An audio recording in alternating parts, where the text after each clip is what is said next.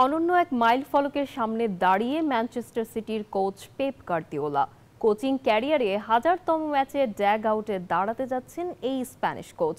রবিবার প্রিমিয়ার লিগে লিভারপুলের বিপক্ষে ম্যাচে এই কীর্তি গড়তে যাচ্ছেন তিনি।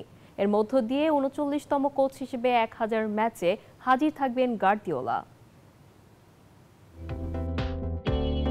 ক্যারিয়ারে নামের পাশে 999 ম্যাচের মধ্যে 715টি জয়ের বিপরীতে হার কেবল 128টিতে।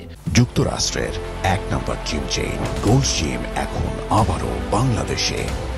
বসুন্ধরা আবাসিক এলাকা ও বসুন্ধরা সিটি শপিং মলে।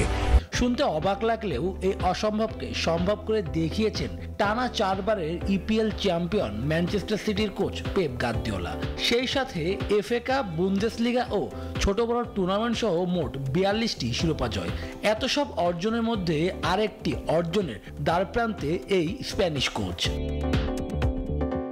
2007 সালে বার্সেলোনা বি দলের হয়ে কোচিং জীবন শুরু করেন তিনি। সেখানে 1 বছরেরও কম সময়ের মধ্যে বার্সেলোনা মূল দলে দায়িত্ব পান।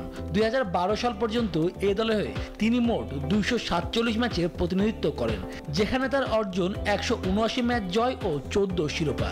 এরপর বায়ার্ন মিউনিখের হয়ে 2016 সালে জয়েন করলে সেখানে 161 ম্যাচে জয়ের হার 77%। সবশেষ ম্যানচেস্টার সিটির ম্যানেজার হিসেবে নিয়োগ নেন। এখন পর্যন্ত মোট 549 ম্যাচে ডগ আউটে ছিলেন গার্দিওলা। ইপিএল এর রোববার ম্যাচে তিনি তার সিটি ক্যারিয়ারে 550তম ম্যাচ ও তার সামগ্রিক কোচিং ক্যারিয়ারে 1000তম ম্যাচে ডগ আউটে থাকবেন। আর এরই মধ্য দিয়ে তিনি আরও 2 ইংলিশ কিংবদন্তি স্যার ম্যাট বাশবি ও ব্রায়ান ক্লার্ফের পাশে নিজের নাম তুলবেন। শুভদেবনাথ, নিউজ 24।